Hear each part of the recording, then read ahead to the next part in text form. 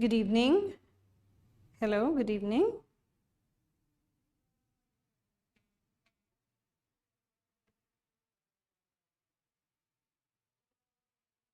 Why am I not able to?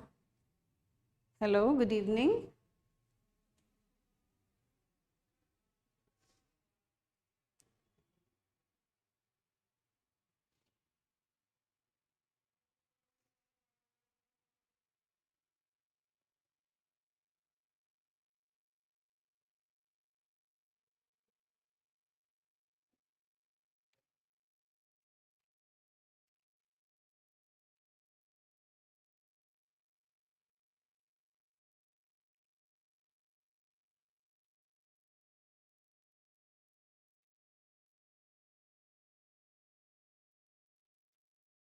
Good evening, everybody. Good evening.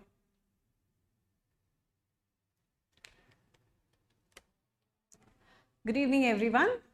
Welcome to Olympiad Corner and an Academy. I'm your educator Priyanka, and let's begin with chemistry.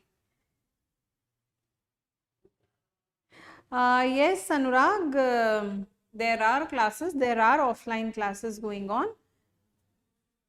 So you can join the batch there as well. All right, last class में हमने balancing stoichiometry की बात करी थी. Yes, सो आज हम उसको carry on करेंगे और स्टोइकियोमेट्री को ठीक तरीके से समझेंगे. और इस पे जो सबसे इम्पॉर्टेंट पार्ट है, बहुत ज़्यादा इम्पॉर्टेंट पार्ट है, आज की क्लास बहुत इंपॉर्टेंट है, बहुत ज़्यादा इंपॉर्टेंट क्वेश्चन हम करने वाले, इंपॉर्टेंट टाइप के क्वेश्चन करने वाले हैं हम, राइट, स्टोइकियोमेट्री के ऊपर. सो जल्दी से हम जल्दी से क्विक रिकॉल ले लें. हमने क्या क्या करा था. हमने स्टोइकियोमेट्री की बात करी थी और स्टोइकियोमेट्री की बात करी थी और यहाँ पे स्टोइकियोमेट्री के अंदर हमने यहाँ पे बैलेंसिंग की बात करी थी. बैलेंसिंग के अंदर हमने क्या कहा था कि बैलेंसिंग क्या होती है भाई. नंबर ऑफ एटम्स को इक्वेट करना. दोनों रिएक्टेंट एंड प्रोडक्ट साइड्स क्या होता है, नंबर ऑफ एटम्स जो है वो इक्वल होने चाहिए, राइट. तो यहाँ पे हमने कुछ रिएक्शंस करी थी और फॉर्मूला मेकिंग सीखी थी. आई होप आपने वैलेंसीज लर्न कर ली हो. आई होप आपने वैलेंसीज लर्न कर ली हो और फॉर्मूले जो है करेक्ट तरीके से बनाने सीख गए हो, राइट. तो यहाँ पे हमने कुछ फॉर्मूलेज रिवाइज किए थे और मैंने आपको एक शॉर्ट ट्रिक या कॉन्सेप्ट बता दिया था, की कॉन्सेप्ट, कि कैसे हम फॉस्फेट, फॉस्फाइड, फॉस्फाइड को याद रखते हैं. बहुत सारे एनायंस हैं, ये वाले बहुत इंपॉर्टेंट एनायंस हैं, तो इनको थोड़ा सा ध्यान से आपको करना है. ऑल राइट, तो इधर हमने कुछ कुछ बैलेंसिंग करी थी, मैंने कुछ क्वेश्चंस प्रैक्टिस कराए थे आपको, right. So now we are going to begin with some questions. जल्दी बताओ, वैलेंसीज लर्न हो गई. Good evening student, the students live, good evening. जल्दी से बताइए, वैलेंसी और आपने लर्न कर ली है, करेक्ट फॉर्मूले बनाने आपने सीख लिए हैं.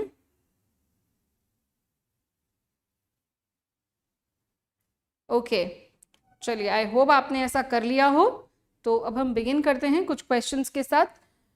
सो सम बेसिक क्वेश्चंस से हम बिगिन करते हैं और फिर हम जाएंगे कुछ अच्छे लेवल के क्वेश्चंस तक. ऑलराइट, सो सबसे पहला क्वेश्चन, और ये हम किस पे करने वाले हैं, mole concept. Yes, of course stoichiometry जिसके लिए हमने सीखी थी. ओके, कैलकुलेट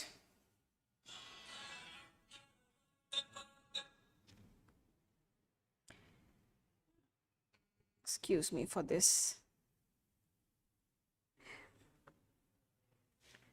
बेटा बायो क्लास अभी नहीं होगी कुछ दिन, अभी बायो क्लास कुछ दिन शेड्यूल नहीं होगी. Ma'am is out of station, ठीक है, उनके आते ही वापस से शेड्यूल हो जाएगी. ऑलराइट, चलिए. हाँ, तो हम यहाँ बात कर रहे थे calculate the mass of calcium oxide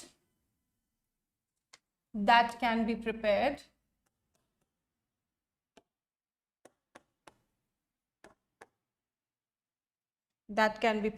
by heating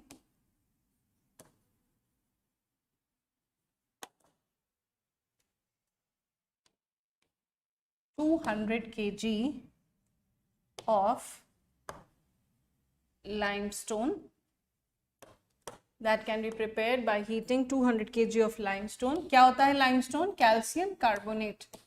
chemically आपको पता होना चाहिए लाइमस्टोन क्या होता है. कुछ कॉमन कंपाउंड्स के जो कुछ कंपाउंड्स के जो कॉमन नेम्स होते हैं वो आपको पता होने चाहिए, राइट. आप जो भी बुक्स परचेज करेंगे या कई जगह पे आपके पास ये नाम आते जाएंगे तो उनको आप ध्यान में रखते जाइएगा. या आप ऐसा भी कर सकते हैं, एक अपना केमिस्ट्री का जो आपने रजिस्टर बनाया हुआ है उसके पीछे कॉमन नेम्स लिखते चले जाएं. ठीक है, जैसे अभी आपके सामने लाइमस्टोन आया तो आप उसका फॉर्मूला और कॉमन नेम लिख लीजिए, limestone, right? That's calcium carbonate, which is 95% pure. Calculate the mass of calcium oxide that can be prepared by heating 200 kg of limestone, which is 95% pure. यानी कि 95% प्योर, यानी कि 100 ग्राम अगर कैल्शियम कार्बोनेट लिया है तो उसमें से 95% जो है कैल्शियम, 95 ग्राम्स कैल्शियम कार्बोनेट ही है जो प्योर है, बाकी उसमें इम्प्योरिटी ऐसा सैंपल के अंदर हो सकता है, राइट. तो देखिए सबसे पहले हम इसकी इक्वेशन लिखें, हम इसे सॉल्व कैसे करेंगे. तो calculate the mass of calcium oxide. Calcium carbonate, जब भी कार्बोनेट का डिकम्पोजिशन होगा, जब भी कार्बोनेट का डिकम्पोजिशन हो रहा है तब हमको कैल्शियम ऑक्साइड मिल रही है और कार्बन डाइऑक्साइड रिलीज हो रही है. ठीक है, यहाँ पे जब कैल्शियम कार्बोनेट का डिकम्पोजिशन हो रहा है तो हमको कैल्शियम ऑक्साइड और कार्बन डाइऑक्साइड मिलती है. अब अगर हम इनको सबसे पहला क्या काम है, इक्वेशन को बैलेंस करना. यहाँ पे इस केस के अंदर आप देखेंगे कि इक्वेशन बैलेंस्ड है. चेक करिए जल्दी चेक करिए, बैलेंस्ड है. Yes Purnima, absolutely correct. 106 grams, 106.4 grams.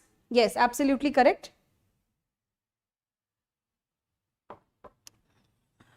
0.4 kg, हाँ kg में पूछा गया ना, ठीक है, करेक्ट है. चलिए तो यहाँ पे 100 ग्राम्स हमको कितना कैल्शियम ऑक्साइड देगा, 56 ग्राम्स. कैसे आया, 40 + 16. मासेस बाय नाउ आपको याद हो गए होंगे, कैल्शियम का मास है 40, ऑक्सीजन का 16, तो यहाँ 56 आया. कैल्शियम कार्बोनेट में 100 ग्राम्स मास है कैल्शियम कार्बोनेट का. कैलकुलेट करके देखिए, मुझे तो याद हो गया है, आपको भी बाय नाउ याद हो जाना चाहिए. ठीक है, तो 100 ग्राम्स हमको 56 ग्राम्स देता है, तो 200 kg कितना देगा. 200 kg को ग्राम्स में कन्वर्ट करें तो हमको क्या मिलेगा, 200 × 10³ ग्राम्स, राइट. सो 56/100 × 200 × 10³ ये कैंसिल. सो अपने को यहाँ पे कितना, तो अपने को यहाँ पे क्या मिल रहा है, 150. मैंने मास कितना ले लिया, अच्छा सॉरी, यहाँ पे हमने एक चीज गड़बड़ करी कि हमने यहाँ पे क्या नहीं करा, हमने यहाँ पे नॉर्मली हम ऐसे ही कर देते, लेकिन अब क्या हुआ है, 200 kg दिया है, उसमें क्या दिया हुआ है, 95% प्योर है. ठीक है, नॉर्मली करना होता तो हम डायरेक्टली यहाँ से कैलकुलेट कर सकते थे, लेकिन 95% प्योरिटी का मतलब है 95% ही, जितना सैंपल का मास है उसमें से सिर्फ 95% ही कैल्शियम कार्बोनेट है. तो इसका 95% कितना हो जाएगा, 95 × 2. 95 × 2 would come out to be how much, 190. ठीक है, 190 ग्राम्स. तो यहाँ पे आपको 200 kg की जगह 190 ग्राम्स के अंदर से आपको यहाँ पे सारा कैलकुलेशन करना है. So here 190 kg converted to grams would be 190 × 10³ multiply 56/100 into 190 × 10³ right. अब इसके अकॉर्डिंग आप सारा कैलकुलेशन यहाँ से कर लेंगे. ये कैंसिल हो गया इससे.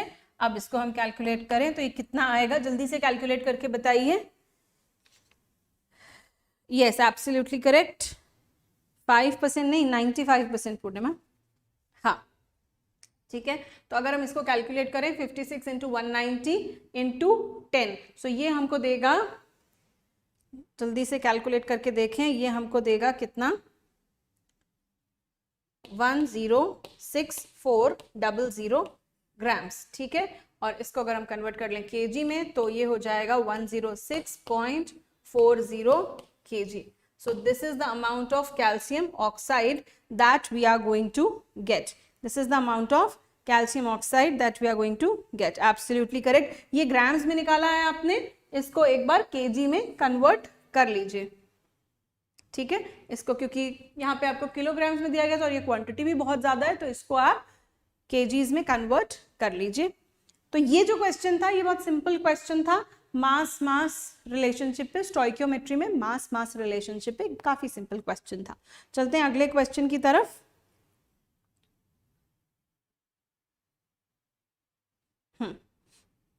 Moving on to the next question. चलिए कुछ स्पीड अप हम करेंगे. पहले कुछ सिंपल क्वेश्चन से वार्म अप हो जाए आपका. ठीक है. How many grams of oxygen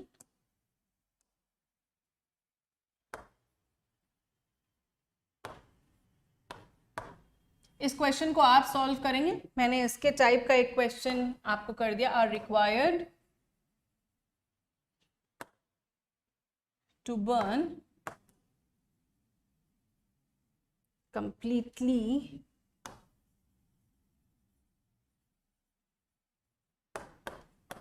570 grams of octane. Octane क्या होती है भाई? ऑक्टेन गैस जो है उसका फॉर्मूला हो जाएगा C8H18. This is octane, right? C8H18. जल्दी से इसको सॉल्व करिए और मुझे चैट बॉक्स में इसका आंसर निकाल के दीजिए ताकि समझ आए कि आपको कितना समझ में आया है, इसको कैसे कैलकुलेट करना है. और याद रखिएगा मैंने पिछली क्लास में आपको बैलेंसिंग सिखाई थी, वो यहाँ पे काम आएगी. ऑक्टेन एक हाइड्रोकार्बन है. ऑक्टेन एक हाइड्रोकार्बन है और हाइड्रोकार्बन के कंबस्टन के लिए मैंने आपको एक ट्रिक दी थी कि कैसे हम उसकी क्विक बैलेंसिंग करते हैं, वो यहाँ पे अप्लाई होगी. ठीक है, तो आपका काम इजियर हो जाएगा. जल्दी से इसको सॉल्व करके मुझे आंसर लिखिए चैट बॉक्स में.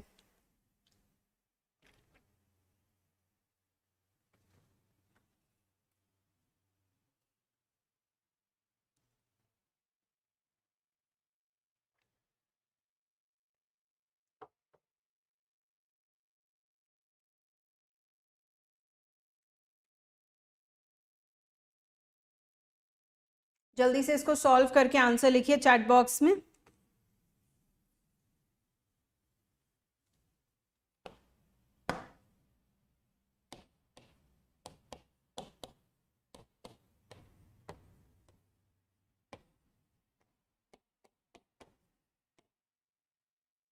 यहाँ पे मैंने आपको कुछ बैलेंसिंग का ट्रिक बताया था, याद करिए उसको.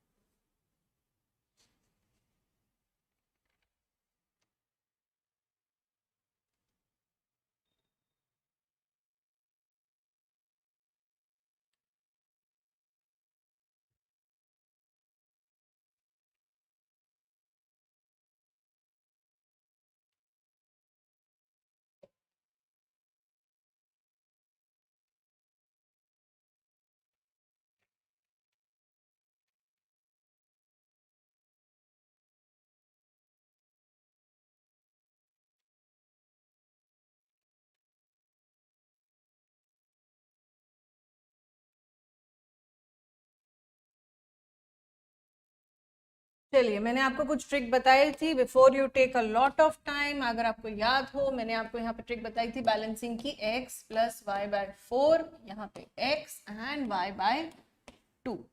इस मेथड से जल्दी से बैलेंसिंग करिए इक्वेशन की. बैलेंसिंग जरूरी है, बिना बैलेंसिंग के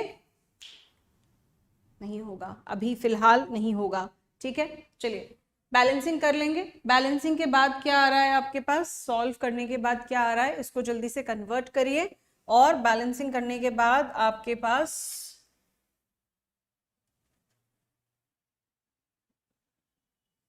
क्या आना चाहिए यहाँ पे?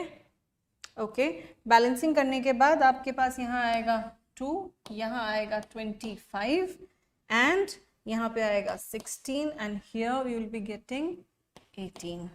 ठीक है, राइट? ये स्टोइकियोमेट्रिक कोएफिशिएंट्स आ गए होंगे। आई होप आपके पास ये स्टोइकियोमेट्रिक कोएफिशिएंट्स आ गए होंगे। How much? 2 kgs।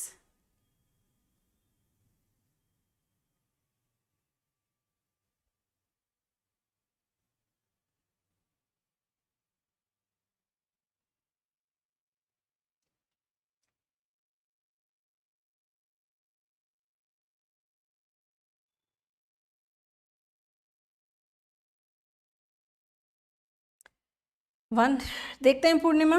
Alright, so here we have, अगर आप यहाँ पे अगर ध्यान से देखें, how many grams of oxygen are required to burn completely 570 grams of octane. तो अगर आपको याद हो तो ये दोनों गैसेस हैं, ठीक है। या हम यहाँ पे अगर स्टोइकियोमेट्री देखें तो 2 मोल्स के लिए, 2 मोल्स के लिए हमको 25 मोल्स रिक्वायर्ड हैं। और यहीं पे अगर हम इनके मास को कन्वर्ट कर ले, C8 और H18, यानी कि ऑक्टेन का मास कितना हो जाएगा 18 प्लस 12 इंटू 8, ठीक है। तो इसका मास निकल के आएगा 114। ऑक्टेन का मास, मोलर मास निकल के आएगा 114, right. So here we have, आप देखो 2 मोल्स, मोल्स को मास में कैसे कन्वर्ट करते हैं, हमने क्या फॉर्मूला पढ़ा था, N is equal to given mass by molar mass. तो इन दोनों को मैं मल्टीप्लाई कर दूं तो मुझे ये मास आ जाएगा, राइट। यही करने वाले हैं हम यहाँ पे। How many grams of oxygen are required, तो यहाँ पे पहले ऑक्टेन का मास निकाल लें कि 2 मोल्स रिएक्ट कर रहे हैं तो कितना मास रिएक्ट कर रहा है, हम उसकी बात कर लें। 2 इंटू 114 ग्राम्स कितने के साथ, कितनी ऑक्सीजन के साथ रिएक्ट करेगी, 25 इंटू ऑक्सीजन का मॉलिक्यूलर मास है 32, इतने ग्राम्स के साथ रिएक्शन कर रही है। तो 570 ग्राम्स कितने के साथ करेगी, बहुत सिंपल था, right. So here 25 into 32 by 2 into 114 into 570 grams, ये निकल के आ जाएगा क्या अपना ऑक्सीजन, ठीक है, राइट। 2 into 114 ग्राम्स के साथ इतनी ऑक्सीजन रिएक्शन कर रही है, तो 570 के साथ कितनी करेगी, बस इसको आप मल्टीप्लाई करिए और आंसर निकालिए, जो कि लगभग आएगा 200 grams. This is going to be your answer. देखें कितने लोगों का सही आया है। 5 moles of octane, 200 grams, yes, 2 kgs, right, absolutely correct। इसको हम 2 kgs भी लिख सकते हैं, absolutely correct।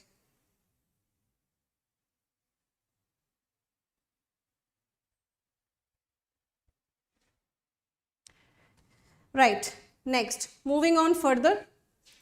Next question, I hope आपने कर लिया होगा question. Next question, question 3, 1 liter of oxygen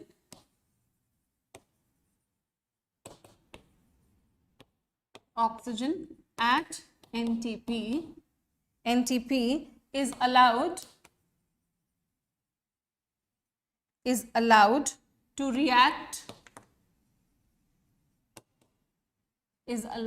react with 3 times carbon monoxide, 3 times carbon monoxide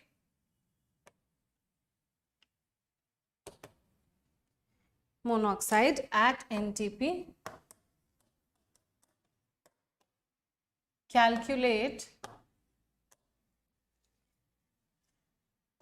the volume of each gas after the reaction,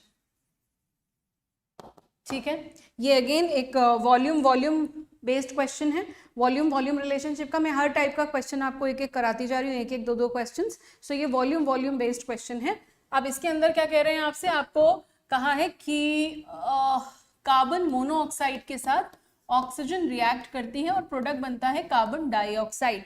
तो आपका सबसे पहला काम क्या है, रिएक्शन को बैलेंस करना, राइट। सबसे पहला काम क्या है आपका, रिएक्शन को बैलेंस करना, ठीक है। आई थिंक रिएक्शन आपकी बैलेंस हो गई है, राइट। अब आप रिएक्शन बैलेंस कर लिया और साथ में ये भी देखिए कि तीनों गैसेस हैं, तो तो यहाँ पे कौन सा लॉ लग सकता है आसानी से, आपका कौन सा लॉ लग सकता है, गे-लुसाक्स लॉ, ये हम डिस्कस कर चुके हैं, ठीक है, गे-लुसाक्स लॉ ऑफ कंबाइनिंग वॉल्यूम्स। तो यहाँ पे आप देखो क्या कह रहे हैं, कितनी ऑक्सीजन है, 1 लीटर ऑक्सीजन है और कितनी के साथ रिएक्शन कर रही है, 3 टाइम्स कार्बन मोनोऑक्साइड। तो अगर 1 लीटर ऑक्सीजन है तो 3 लीटर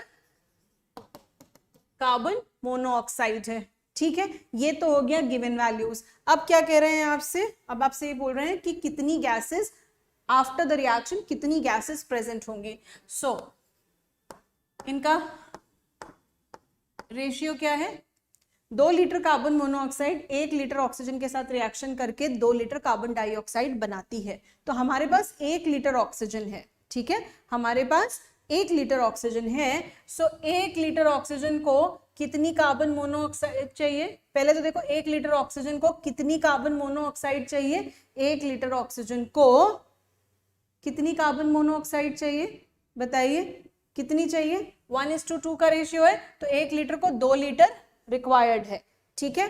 तो 2 लीटर कार्बन मोनोऑक्साइड की रिक्वायरमेंट है और हमारे को गिवन कितनी है, 3 लीटर्स। गिवन कितनी है, 3 लीटर्स गिवन, क्वेश्चन में गिवन है 3 लीटर्स। सो यहां से कार्बन डाइऑक्साइड की क्वांटिटी कितनी बनेगी, 2 लीटर्स कार्बन डाइऑक्साइड बनेगी।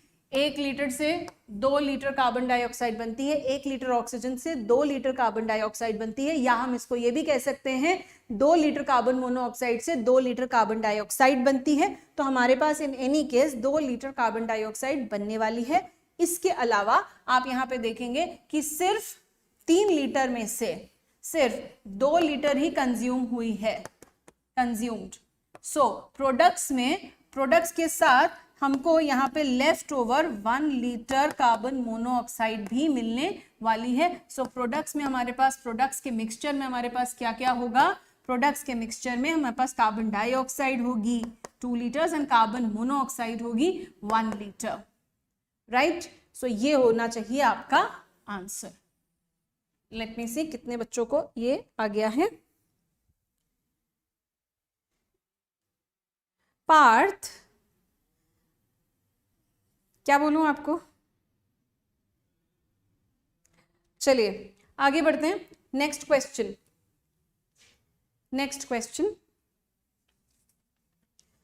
आई होप आपने ये क्वेश्चन कर लिया होगा, इस क्वेश्चन का आंसर आपको आ गया होगा। इजी क्वेश्चन था, वार्म अप के लिए बहुत इजी क्वेश्चन दिया था आज, बिल्कुल हल्का फुल्का सा क्वेश्चन, ठीक है। Okay, now moving further.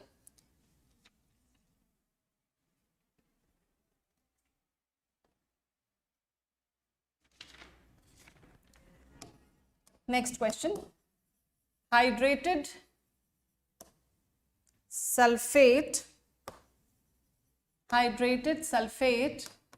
of a divalent metal of atomic weight 65.4 loses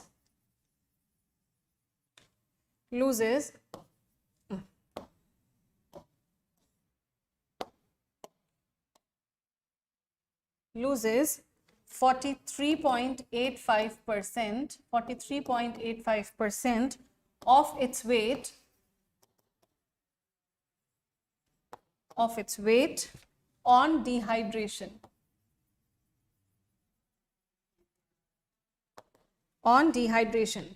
Find the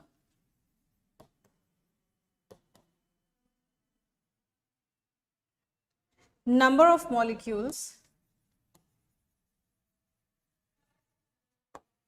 of water of crystallization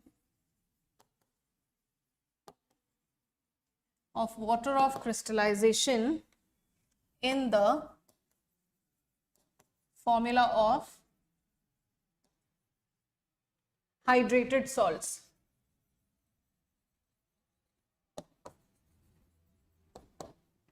चलिए, और ये है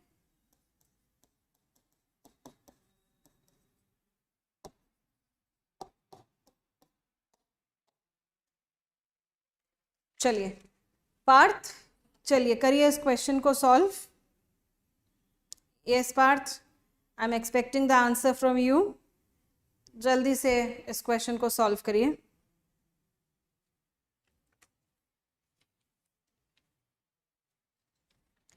क्वेश्चन आपसे कह रहा है कि हमारे पास एक हाइड्रेटेड सल्फेट है। सल्फेट आप जानते हैं, हमने अभी अभी लास्ट क्लास के अंदर कुछ वैलेंसीज की बात करी थी, कुछ एनायन सल्फेट, एनायन जो होता है SO4 2-, उसका एक डाईवेलेंट मेटल यानी कि ऐसा मेटल जिसकी वैलेंसी 2 है, राइट। उसके साथ एक कंपाउंड बन रहा है, उस मेटल का एटॉमिक वेट है 65.4 ग्राम, 65.4, और उसका ये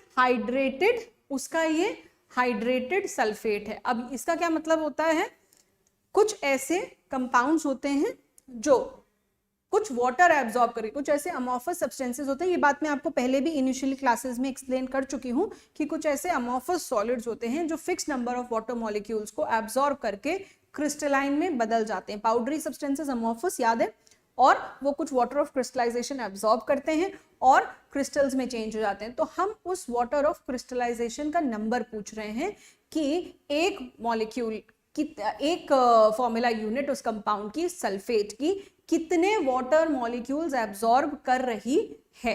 ठीक है, ये कैसे पता चलेगा? अब आप देखिए क्वेश्चन क्या कह रहा है। Hydrated sulphate of a divalent metal of atomic weight 65.4 loses 43.85% of its weight on dehydration. उसको जब हम हीट करते हैं तो वो इतना वेट लूज कर देता है, कितना? 43.85%। Find the number of water molecules, या find the number of molecules of water of crystallisation in the formula of hydrated salt. जैसे कि मान लीजिए मेरे पास कॉपर सल्फेट है, तो copper sulphate 5 water molecules absorb करता है एक क्रिस्टल बनाने के लिए। ठीक है, तो ये जो 5 है, ये 5 water molecules, this is water of crystallization. These 5 water molecules are called as water of crystallization. और आपसे पूछ रहे हैं ये वाला नंबर। इसका मतलब ये नहीं कि मैंने आपको आंसर बताया, ये नहीं है इसका आंसर, आपको इसका ये नंबर कैलकुलेट करना है।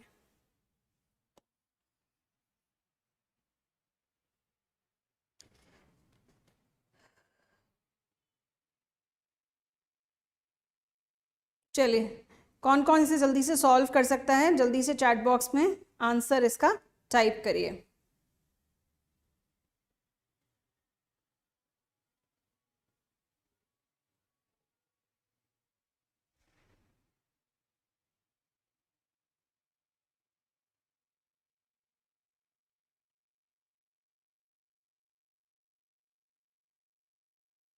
चलिए पार्थ, आंसर करिए इस क्वेश्चन को।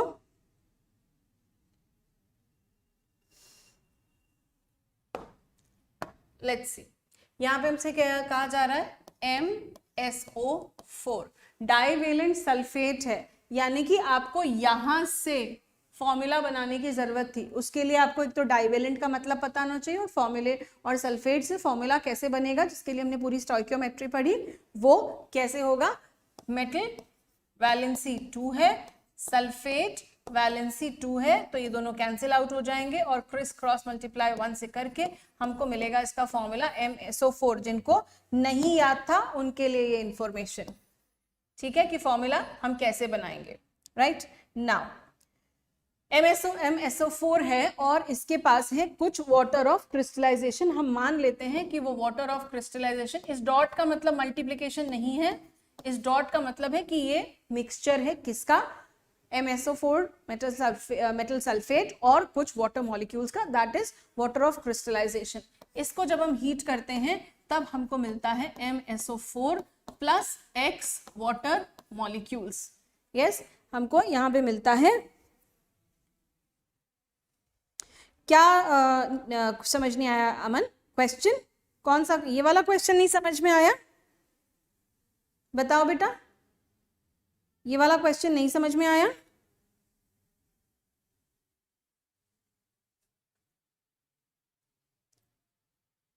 देखिए क्वेश्चन ऐसा कह रहा है कि ये मेटल सल्फेट है, इसको जब हमने हीट किया तो इसमें से कुछ वाटर, इतना परसेंटेज वेट जो है वो कम हो गया। अब हीट करने पर वेट किसका कम होगा? क्वेश्चन में फिर से एक्सप्लेन कर दे रही हूँ। हीट करने पे वेट किसका कम होगा? आपके पास कोई गीला कपड़ा है, आपने उसे हीट किया तो उसमें से वाटर उड़ गया, तो उसका वाटर का वेट ही कम होगा, राइट? वही कह रहे हैं यहाँ पे आपसे, कितना वाटर उड़ा उसके नंबर ऑफ मॉलिक्यूल्स बता दीजिए।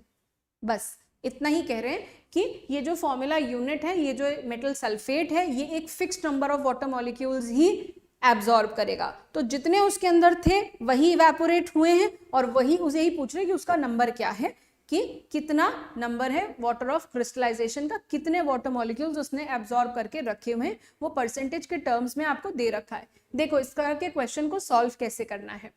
सो हाइड्रेटेड सल्फेट अब आपसे ये कह रहे हैं कितना, 43.85%। हम मान लें कि इसका मास था 100, ठीक है, हम मान लें कि इसका मास था 100, और 100 अगर मास था, 100 ग्राम्स अगर मास था, तो उसमें से 43.85 ग्राम्स जो है वो रिलीज हो गया। अभी क्वेश्चन समझ में आया क्या अमन? अमन क्वेश्चन समझ में आया क्या बेटा? क्वेश्चन समझ में आ गया तो मुझे एक थम्स अप दो जल्दी से, ताकि we can proceed with solving the question.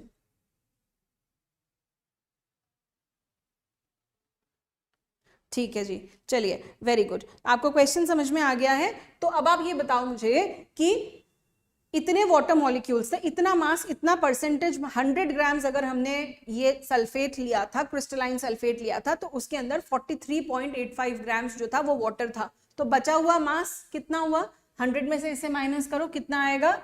Something like 56 के अराउंड, 56.15 ग्राम्स जो है वो आ जाएगा मेटल सल्फेट का मास, ठीक है, 56.16। अब आप ये बताओ, मेटल सल्फेट का मास भी कैलकुलेट कर लो। आपको यहाँ पे मेटल सल्फेट का मास हम निकाल लें, मोलर मास कितना है? मेटल का मास ये दिया हुआ है 65.4, प्लस सल्फर का मास 32, प्लस ऑक्सीजन के 16 इंटू 4, 4 आइटम्स है, 16 इंटू 4 64।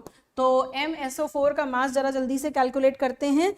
ये आएगा, लेट मी सी कितना आ रहा है, टोटल कर लेते हैं क्विकली। 65.4 प्लस 32 प्लस 64, ये आ गया 161.4, ठीक है, 161.4 ग्राम्स, ये आ गया इसका मोलर मास। चलिए, तो अब ये कह रहे हैं कि अगर 100 ग्राम मेटल सल्फेट था तो इतना रिलीज हो गया, 56.15 ग्राम्स MSO4 के साथ 43.85 ग्राम्स वाटर प्रेजेंट होता है। तो 161.4 ग्राम्स के साथ कितना वाटर प्रेजेंट होगा?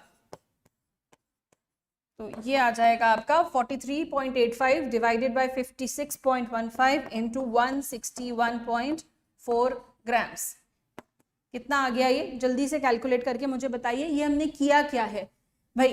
एक फॉर्मूला यूनिट के साथ ही जो भी वाटर था वही हमने लिखा है। अगर मास 100 ग्राम था तो 100 में से 56.15 के साथ इतना वाटर एसोसिएटेड था। और अगर मास इतना है, कितना? 1 मोल, 1 मोल, कितना? 1 मोल, ठीक है। 1 मोल के साथ कितना वाटर होगा वही हमको बता देगा वाटर ऑफ क्रिस्टलाइजेशन। वाटर का मास हमको 1 मोल का मास हमने लिया है 161.4, और ये हमने कैसे कैलकुलेट किया? वहां मास दिया हुआ था मेटल का, और सल्फेट का मास हमने यहाँ से ऐड करके, मेटल सल्फेट था तो हमने मास ऐड करके बना लिया उसका टोटल मोलर मास 161.4 के साथ कितना वाटर ऑफ क्रिस्टलाइजेशन है, कितना वाटर एसोसिएटेड है, उसका मास हमको, टोटल वाटर के मॉलिक्यूल्स का मास हमको मिल जाएगा। किसी ने कैलकुलेट किया हो तो जल्दी से टाइप करके लिखिए, कितना आया इसका मास? इसका मास आएगा 126.44 ग्राम्स, ठीक है, 126.44 ग्राम्स। ये आ जाएगा टोटल वाटर का मास, ये आ जाएगा टोटल वाटर का मास, ठीक है। ये टोटल वाटर मॉलिक्यूल्स का मास आ जाएगा। अब आपसे पूछा गया है तो मैं इसको अप्रोक्सीमेटली 126 ग्राम्स मान लेते हैं, ठीक है। टोटल वाटर का मास इतना आ गया, तो नंबर ऑफ वाटर मॉलिक्यूल्स कितने हो जाएंगे? 126 डिवाइडेड बाय 18, इतना टोटल मास है divided by mass of one molecule, कितना आ जाएगा 126 into 18, ये 126 divided by 18 is going to give you 7. So the number of water molecules is 7. So number of water of crystallization is 7. तो यहाँ पे formula क्या बनेगा, क्या फॉर्मूला है यहाँ पे, MSO4 डॉट 7H2O, ये पूछा गया था आपसे 7H2O। अब ये कॉन्सेप्ट क्या था, देखिए क्वेश्चन के थ्रू मैं आपको कॉन्सेप्ट समझा रही हूँ वापस से, कि ये क्वेश्चन कह रहा है कि मतलब पहले का कॉन्सेप्ट समझिए, एक फॉर्मूला यूनिट कुछ fix number of water molecules को एब्जॉर्ब करती है। तो यहाँ पे MSO4 के साथ कुछ ये x फिक्स्ड नंबर, ये नंबर फिक्स्ड है एक पर्टिकुलर कंपाउंड के साथ, जैसे कॉपर सल्फेट के अंदर 5 वाटर मॉलिक्यूल्स की बात करी मैंने आपसे, इसी तरह से आपके सोडियम कार्बोनेट के साथ 10 वाटर मॉलिक्यूल्स आते हैं, इसी तरह फेरस सल्फेट के साथ 7 वाटर मॉलिक्यूल्स आते हैं। तो हमेशा ये हर एलिमेंट के लिए फिक्स्ड होता है, हर मतलब हर कंपाउंड के लिए फिक्स्ड होता है। जो भी compound water of crystallisation absorb करता है, जो भी कंपाउंड हाइड्रेट होता है, वो कुछ fix number of water molecules absorb करता है। तो इसके अंदर हमने इसी बात को, इसी कॉन्सेप्ट को यूज किया है, और आपसे पूछा गया है कि यहाँ पे नंबर ऑफ वाटर मॉलिक्यूल्स या वाटर ऑफ क्रिस्टलाइजेशन कितना है वो बताइए। तो यहाँ पे आपको बेसिकली क्या समझना था कि इसके कितने मास के साथ इसका कितना मास कंबाइन हो रहा है, वही यूज किया है। तो आपको क्वेश्चन में परसेंटेज के टर्म्स में दिया था, तो हमने परसेंटेज के टर्म्स में निकाला कि 56.15 ग्राम मेटल सल्फेट के साथ 43.85 ग्राम वाटर कंबाइन हो रहा है। तो 1 मोल के साथ, 1 मोल का मास है, तो 1 मोल के साथ कितना वाटर, कितना टोटल वाटर कंबाइन होगा। टोटल वाटर का मास आने के बाद हमने एक वाटर के मॉलिक्यूल के मास से उसको डिवाइड कर दिया, 18 होता है, 18 से डिवाइड करते ही हमको नंबर ऑफ वाटर मॉलिक्यूल्स आ गए। So this is the number of 7 water molecules has been absorbed by 1 formula unit of MSO4। एक फॉर्मूला यूनिट MSO4 की 7 वाटर मॉलिक्यूल्स को एब्जॉर्ब करेगी। So the water of crystallisation is 7 in this case, right. I hope आपको ये समझ आया होगा। पार्थ ने आंसर नहीं करा इस क्वेश्चन को। पार्थ भाई कहाँ चले गए? चलिए ओके, मूव ऑन करते हैं नेक्स्ट क्वेश्चन की तरफ। Moving on towards next question.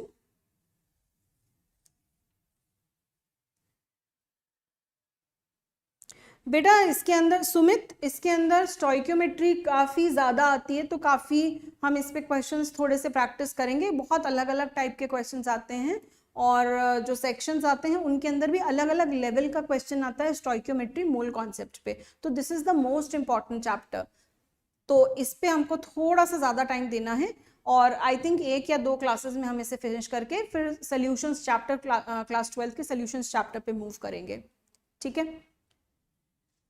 अभी चल रहा है थोड़ा सा ये चैप्टर, और सबसे इंपॉर्टेंट चैप्टर है ये, मोल कॉन्सेप्ट, NaCJS, INJSO सबके हिसाब से।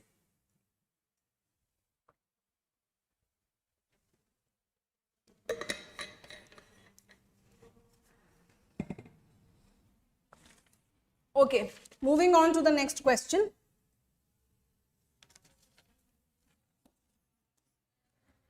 When 2.86 grams of a mixture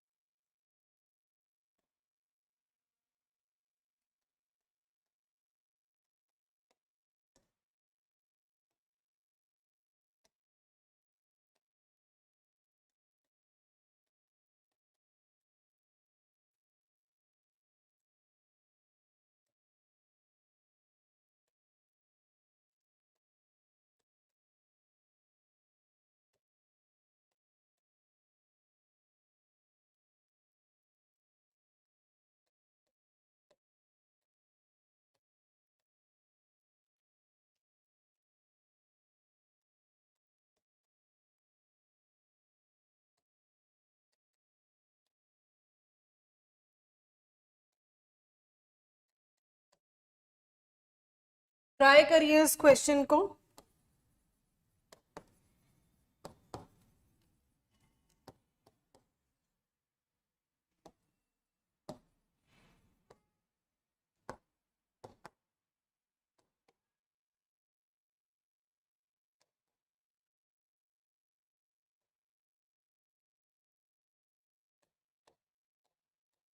Okay, when 2.86 grams of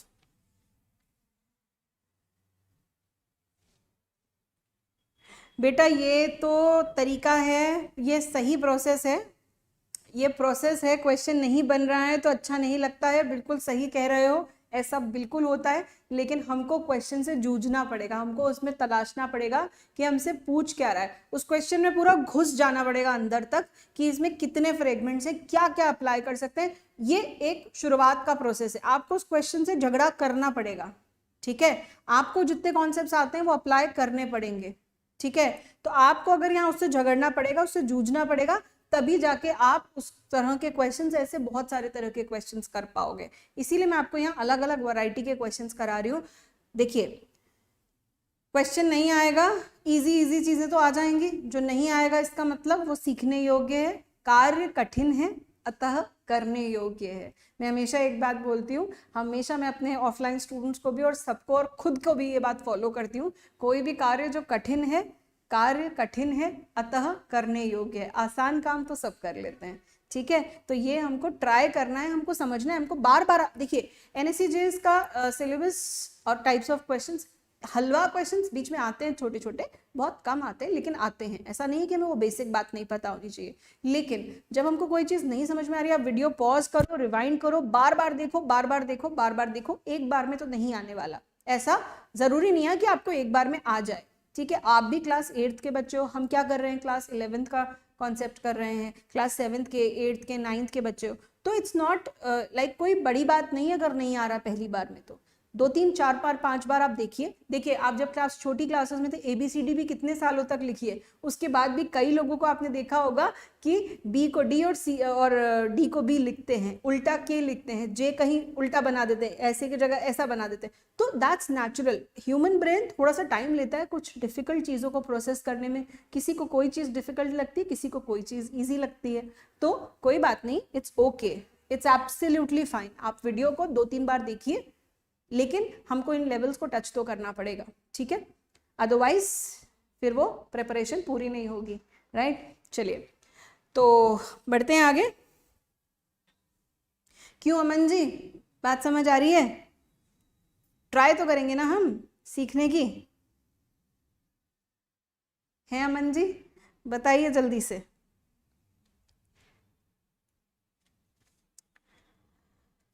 हाँ भाई, तो अगला क्वेश्चन क्या कह रहा है, 2.86 gram of a mixture.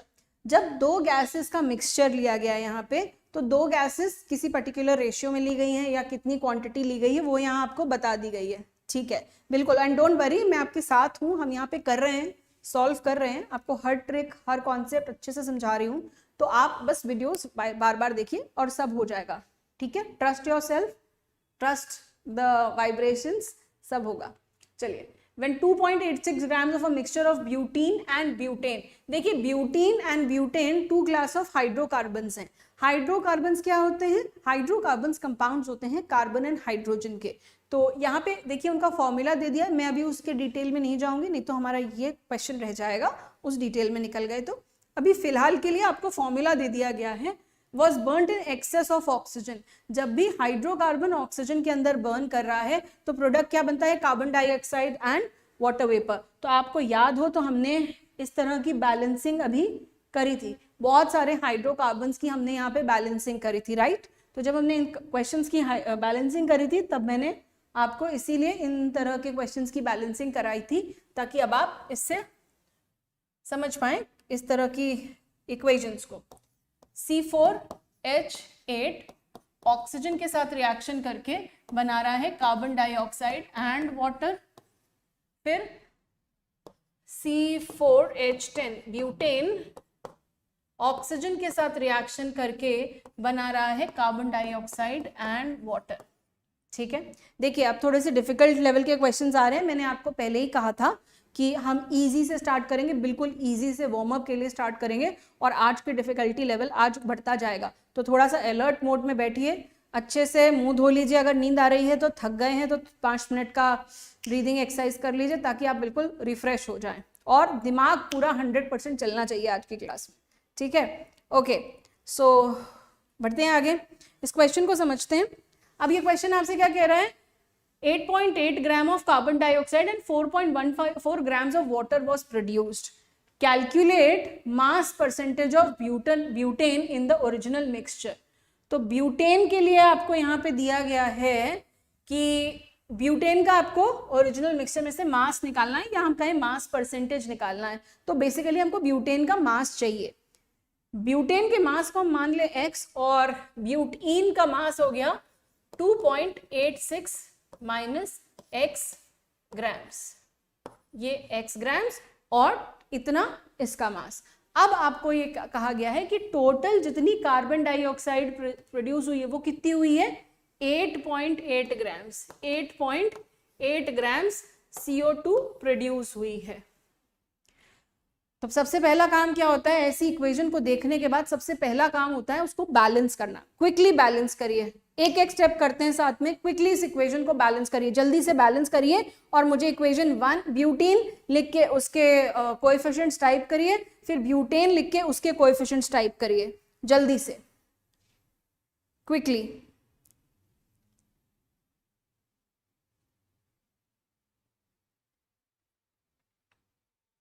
Balance करिए इक्वेशन क्विकली, साथ साथ करते चलिए ताकि आपको समझ में आए आपने क्या किया है।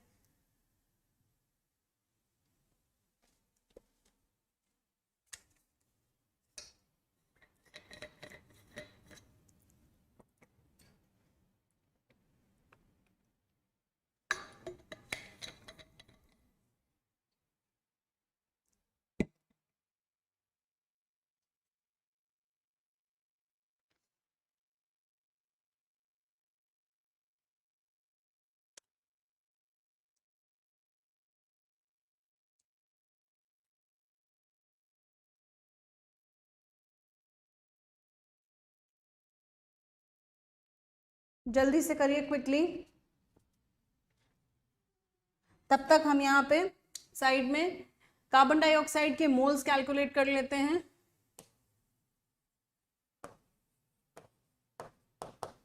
8.8 divided by 44, so this is going to give you 0.2 moles CO2 produce हुई है। फिर हमको क्या रिक्वायर्ड है, हमको ब्यूटीन का मास रिक्वायर्ड है। ब्यूटेन का मास है 12 4 48 प्लस 10 58, 58 ग्राम्स, तो इससे 2 कम C4H8। ब्यूटीन का मास है 56 ग्राम्स। ये हो गया हमारा रफ वर्क, ठीक है।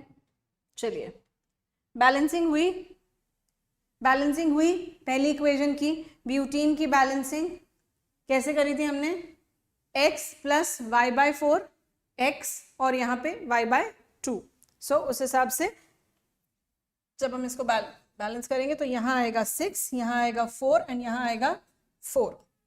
सिमिलरली सेकेंड इक्वेशन के अंदर भी बैलेंसिंग, ऑक्सीजन के कोएफिशिएंट्स क्या होंगे, x plus y by 2 y by 4, right. Carbon का कोएफिशिएंट क्या होगा, x, CxHy, x क्या है CxHy। हाइड्रोकार्बन्स का जनरल हमने क्या मेथड बोला था, क्या मेथड बोला था, CxHy plus x plus y by 4 O2 will give you x number of moles of CO2 plus y by 2 number of moles of H2O। सो ये कोएफिशिएंट्स सप्लाई करने थे और ये CxHy आपको यहाँ दिया हुआ है। खटाखट जल्दी जल्दी बैलेंसिंग करिए, जो चीज आ गई है उसे प्रैक्टिस में लाइए, फटाफट करिए। वेरी गुड, ब्यूटेन की बैलेंसिंग कर दी 1644, ये तो ब्यूटीन की बैलेंसिंग थी, ब्यूटेन की बैलेंसिंग करिए। ये तो ब्यूटीन की थी अमन, ब्यूटेन की करिए, आपने ब्यूटेन लिखा है, इट्स ब्यूटीन पहली वाली। सेकंड वाली क्विकली करिए, तो ये हो जाएगी जल्दी से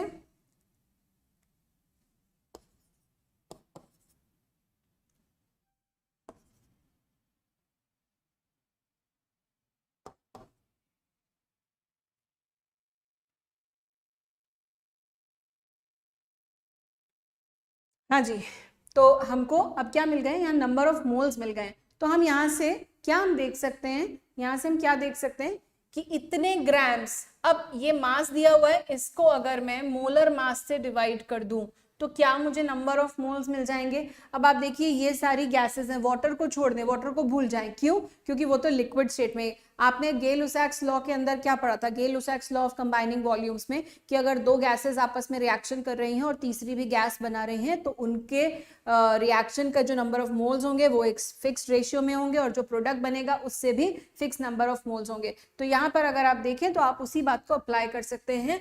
ब्यूटीन के अंदर 1:6:4 उसको छोड़ दो, वो गैस नहीं है, लिक्विड है, ठीक है, और यहाँ पे 2:13:8 के रेशियो में रिएक्शन हो रहा है। तो हमको यहाँ पे इतने मोल्स ब्यूटेन के हो गए एंड X बाय ब्यूटीन के इतने मोल्स हो गए, कितने,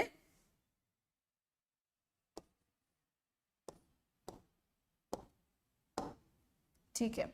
अब मोल्स कैलकुलेट करने के लिए हम क्या करेंगे, मोल्स कैलकुलेट करने के लिए हमको गिवन मास जो दिया हुआ, ब्यूटीन का मास हमने कितना निकाला है 2.86 माइनस एक्स, ब्यूटीन के मोल्स निकालने। मोल्स कैसे निकालेंगे, given mass by molar mass. Molar mass हमने ये कैलकुलेट किया है 56, ब्यूटीन का मोलर मास है 56, इतने नंबर ऑफ मोल्स हो गए ब्यूटीन के, और ब्यूटेन के मोल्स कितने हो गए, गिवन मास उसका हमने x सपोज कर लिया था और उसका हमने मोलर मास निकाला है 58, तो x bye 58।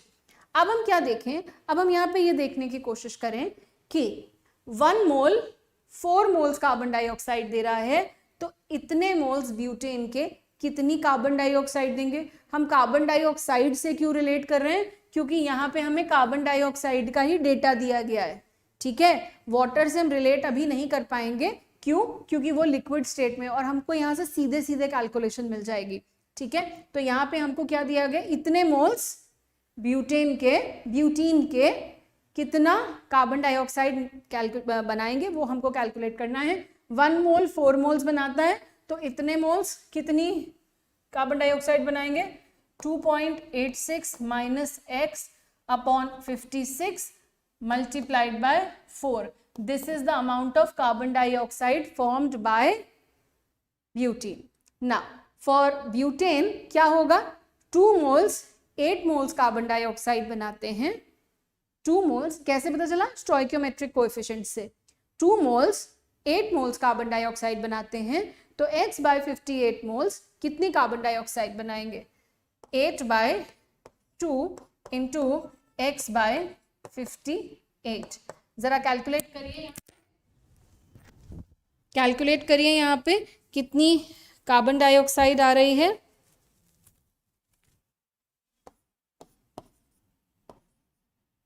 Four x bye 58, ठीक है, ये आ जाएगा अपना 4x by 58 moles of CO2 from butane, and here we get, यहाँ पे इसको कैलकुलेट करेंगे तो ये आ जाएगा अपना 4 1 and 4 14 56, ठीक है।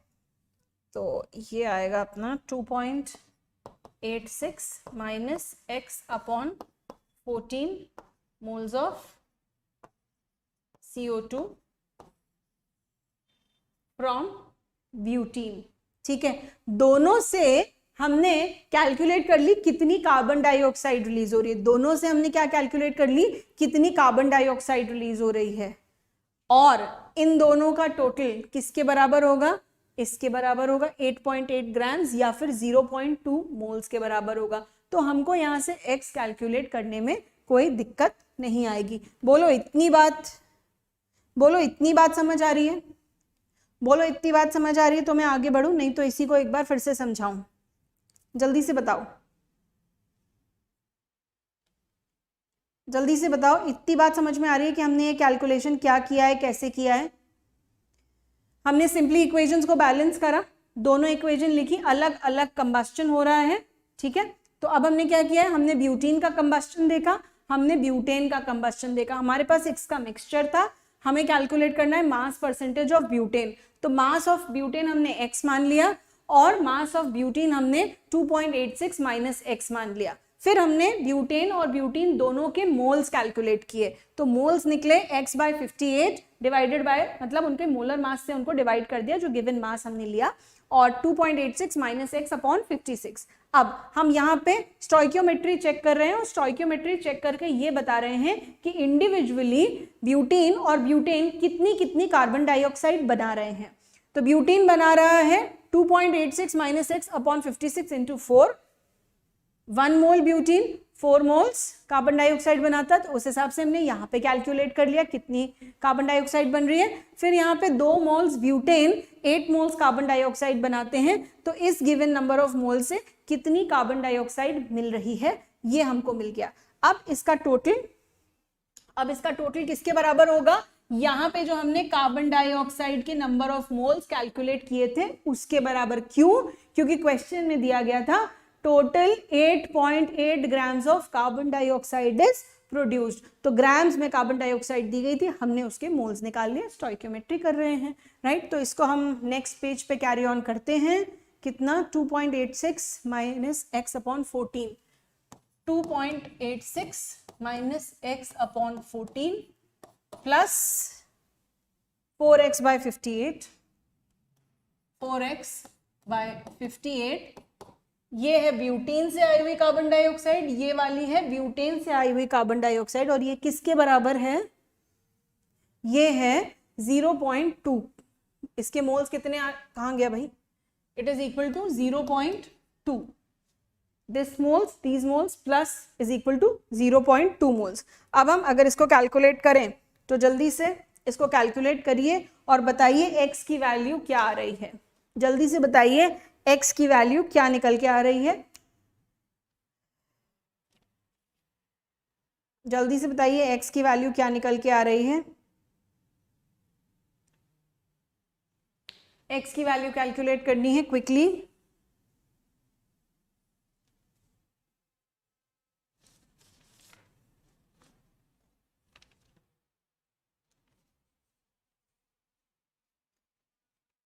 x की वैल्यू एलसीएम लेंगे, कितना आएगा?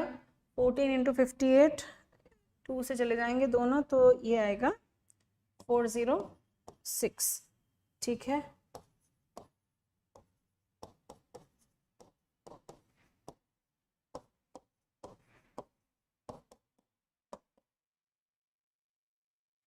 .2, ठीक। तो यहाँ से हमको मिल जाएगा x is equal to 1.74 grams. x की वैल्यू आ गई है, यानी कि this is the mass of butane. तो मास परसेंटेज पूछा गया है आपसे। मास परसेंटेज कैसे निकालेंगे? बिल्कुल उसी तरह से जैसे हम नॉर्मली परसेंटेज निकालते हैं। मास परसेंटेज 1.74 डिवाइडेड बाय क्या? टोटल मास कितना था? 2.86, इतना ही था।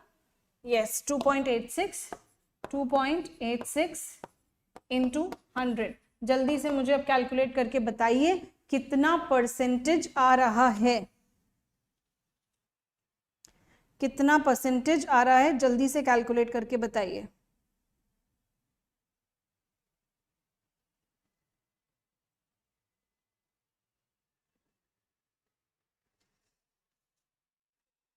जल्दी से कैलकुलेट करके बताइए कितना परसेंटेज आ रहा है।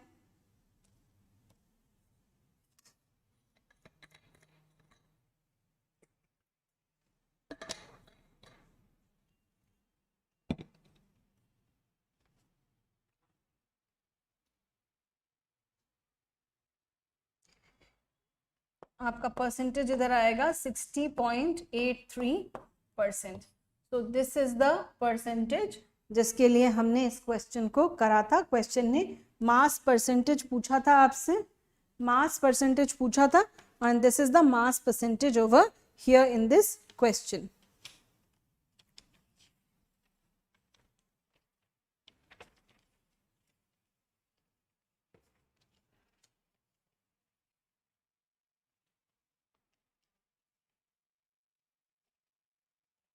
Very good.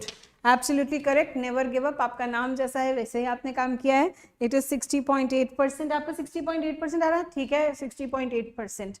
चलिए नेक्स्ट क्वेश्चन की तरफ चलते हैं। आई होप आपको ये वाला क्वेश्चन समझ आया होगा, और देखिए अब लेवल अप होता चला जाएगा, अब नेक्स्ट क्वेश्चन थोड़ा और लेवल्ड अप आएगा।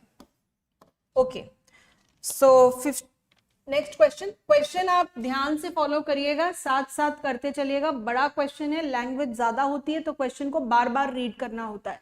सिंस यू आर बिगिनर, 4 बार रीड करो, 5 बार रीड करो, क्वेश्चन का एक एक पार्ट समझो, टाइम दो हर एक क्वेश्चन को, बहुत जरूरी है। बिगिनिंग में शुरुआत जब हम करते हैं तब हमको बहुत टाइम देना पड़ता है, बिकॉज हलवा नहीं है, बट कार्य कठिन है, अतः करने योग्य है, तो एफर्ट्स भी उतने ही मैनीफोल्ड टाइम्स लगाने पड़ेंगे। एक बार में समझ आ जाए बहुत बढ़िया, नहीं आए वीडियो रिपीट करिए, दोबारा देखिए, बार बार देखिए, लेकिन उसको छोड़िए मत, जूझते रहिए क्वेश्चन के साथ, छोड़ना नहीं है, जूझते रहना है क्वेश्चन के साथ और करके ही दम लेना है, क्योंकि आप कर तो सब कुछ सकते हैं। ठीक है, चलिए 15 ml of a gaseous hydrocarbon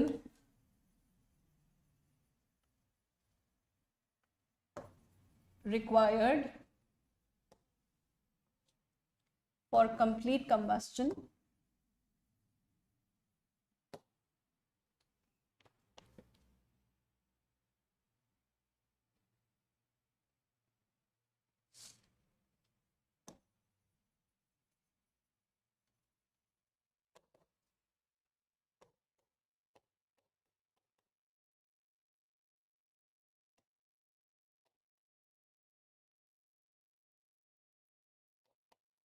इतनी एयर चाहिए जिसके अंदर 21% ऑक्सीजन है, ठीक है, बाय वॉल्यूम।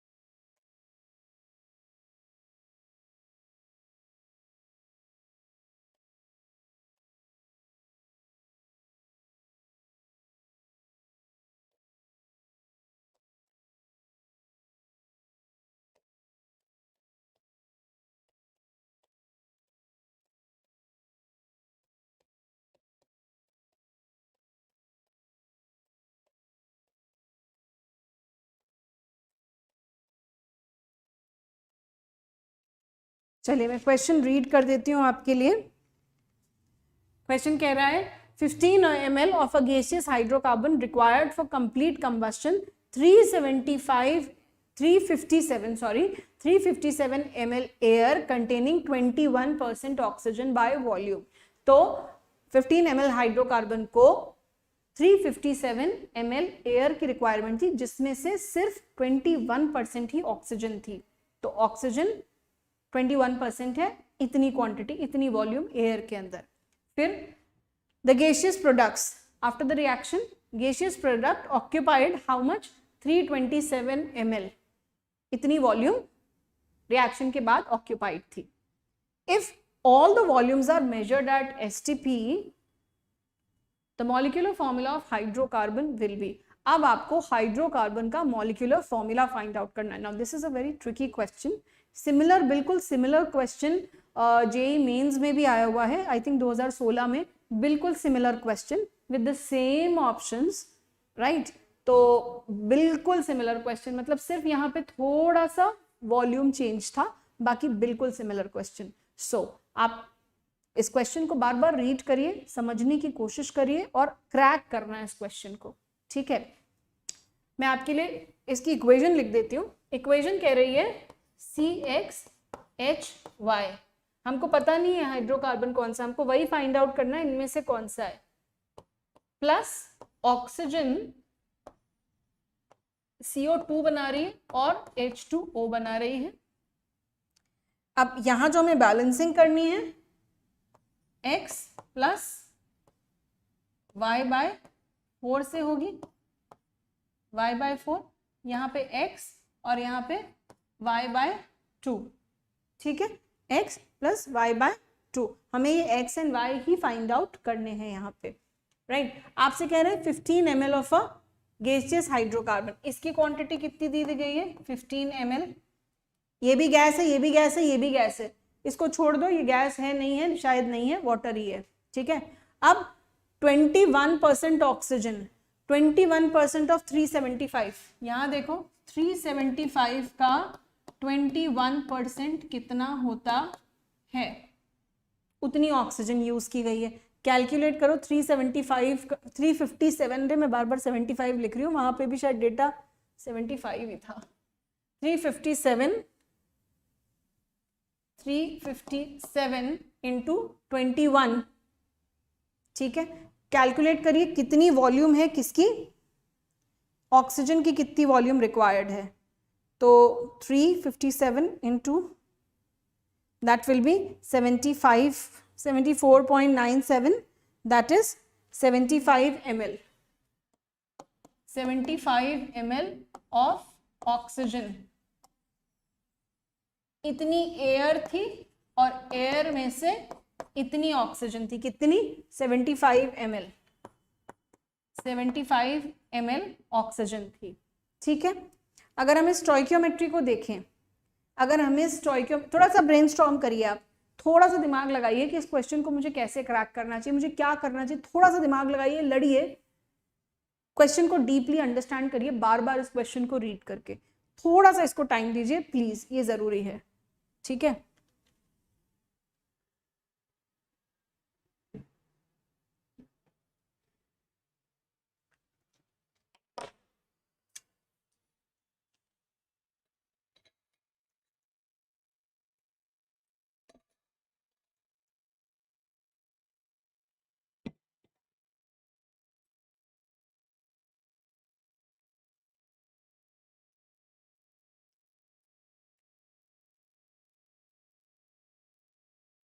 चलो यहाँ से हम और क्या क्या इंटरप्रेट कर सकते हैं, आप देखो, आपको दे दिया गया इतनी एयर थी, उसमें से इतनी ऑक्सीजन निकल गई, तो एयर कितनी बची, air except oxygen, remaining air कितनी बची, रिमेनिंग एयर कितनी बची, रिमेनिंग एयर कितनी बची, टोटल एयर 357 ml माइनस 75, कितनी बची 75 ml माइनस 75 ml, पूरी एयर में से हमने ऑक्सीजन निकाल ली तो कितनी बची, क्यों कितनी बची, करेक्ट है, never give up, absolutely correct. 357 minus 75 हमको बची 282 ml, इतनी एयर बची, ठीक है। अब आपसे क्या कह रहे हैं कि gaseous product occupied will be 327, ठीक है। 327 में क्या क्या आ गया, एक तो जो एयर बची वो आ गई, प्लस जितनी कार्बन डाइऑक्साइड प्रोड्यूस हुई वो भी आ गई, तो एयर इतनी बची। अब कार्बन डाइऑक्साइड कितनी प्रोड्यूस हुई ये कैसे पता चलेगा, कार्बन डाइऑक्साइड कितनी प्रोड्यूस हुई ये कैसे पता चलेगा, फाइनल वॉल्यूम दी गई है ना, ये फाइनल वॉल्यूम दी गई है, और यहाँ पे हमको ये पता चल गया कितनी एयर बची थी, इसमें से इसको सब्ट्रैक्ट कर लेंगे तो एक्स्ट्रा जो वॉल्यूम यहाँ से यहाँ तक जो वॉल्यूम बढ़ी वो किसकी थी, वो कार्बन डाइऑक्साइड जो प्रोड्यूस हुई वही वॉल्यूम बढ़ी, तो कार्बन डाइऑक्साइड हमको कितनी मिली है 327 minus carbon dioxide produced, CO2 produced कितनी है 327 माइनस 282 ml, कितनी आएगी कार्बन डाइऑक्साइड ये आ जाएगी आपकी 45 ml। तो यहाँ पे आपकी कार्बन डाइऑक्साइड कितनी प्रोड्यूस हुई है, 45 ml कार्बन डाइऑक्साइड प्रोड्यूस हुई है। अब अगर आप यहाँ पे ध्यान से देखें, देखिए यहाँ पे हाउ मेनी टाइम्स 1 ml या 1 volume of this hydrocarbon requires how many, देखिए इसको मैं पीछे नेक्स्ट पेज पे लिख देती हूँ।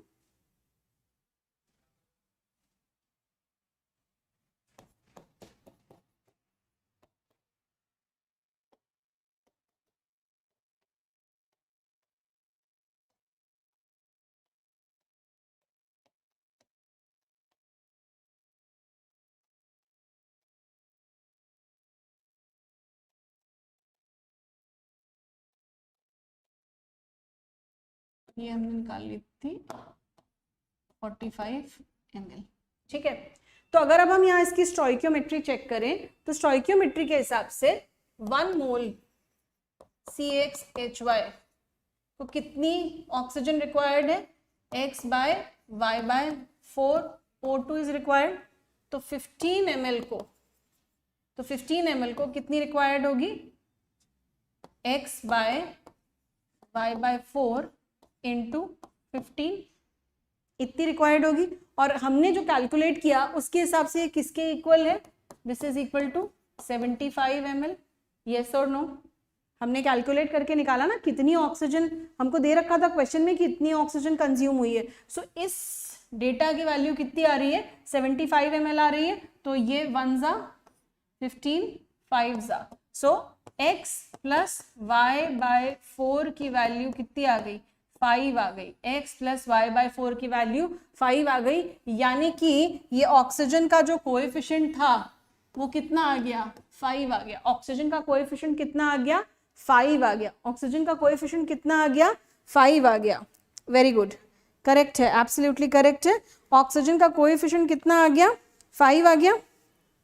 यस अब अगर हम इसी को और थोड़ा सा रिलेट करें, यहां जितने mls हैं, ठीक है, CX 1 mole CXHY produces X moles CO2, 1 मोल produces X moles CO2। तो 15 ml कितना प्रोड्यूस करेगा, 15x CO2। Following, are you following? 1 mole CXHY produces X mole CO2। तो 15 ml, अब 15 ml CXHY will produce how much, 15x CO2। yes, हम अगर इसको यहाँ पे मोल्स में कन्वर्ट कर लें या हम इसको वॉल्यूम्स मान लें, ठीक है, तो it is going to produce 15x CO2। And ये 15x CO2 किसके बराबर है, 15x is equal to 45, 15x is equal to 45, तो x is equal to 3, x is equal to 3। तो x की वैल्यू हमको 3 मिल गई है, x इज इक्वल टू 3। इस वैल्यू को हम यहाँ पुट करें, x plus y by 4 is equal to 5, तो 3 हमको मिल गई है। 3 plus y by 4 is equal to 5, तो y by 4 is equal to, y by 4 is equal to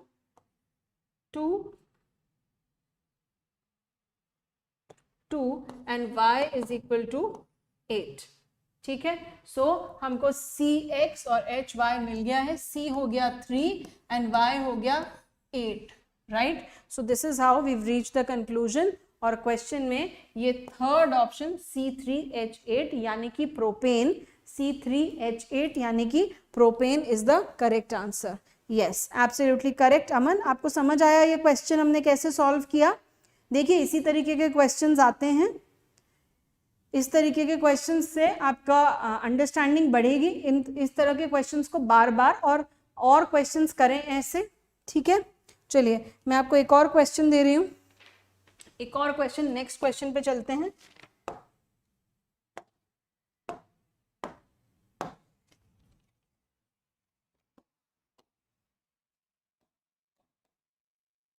A mixture of methane and ethylene, methane and ethylene in the volume ratio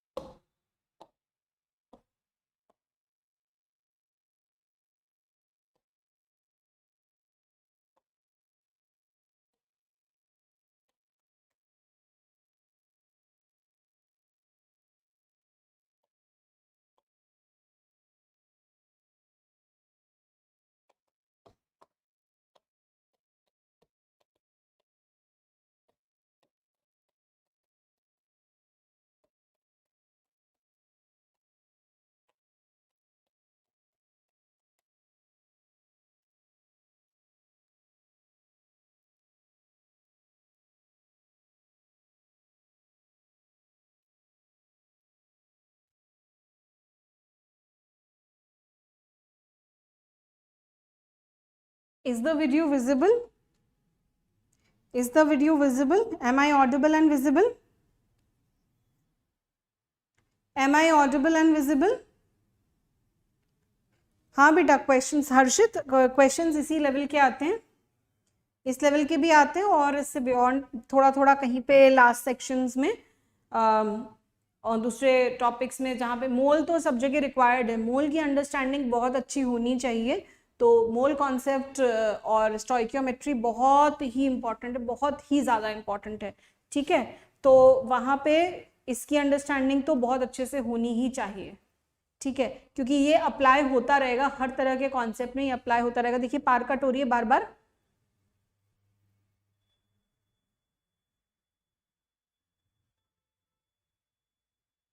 तो पता नहीं मैं आपको दिखाई और सुनाई बीच बीच में पढ़ रही हूँ कि नहीं, ठीक है, कुछ इशू हो रहा है। बोर्ड तो दिख ही रहा होगा आपको,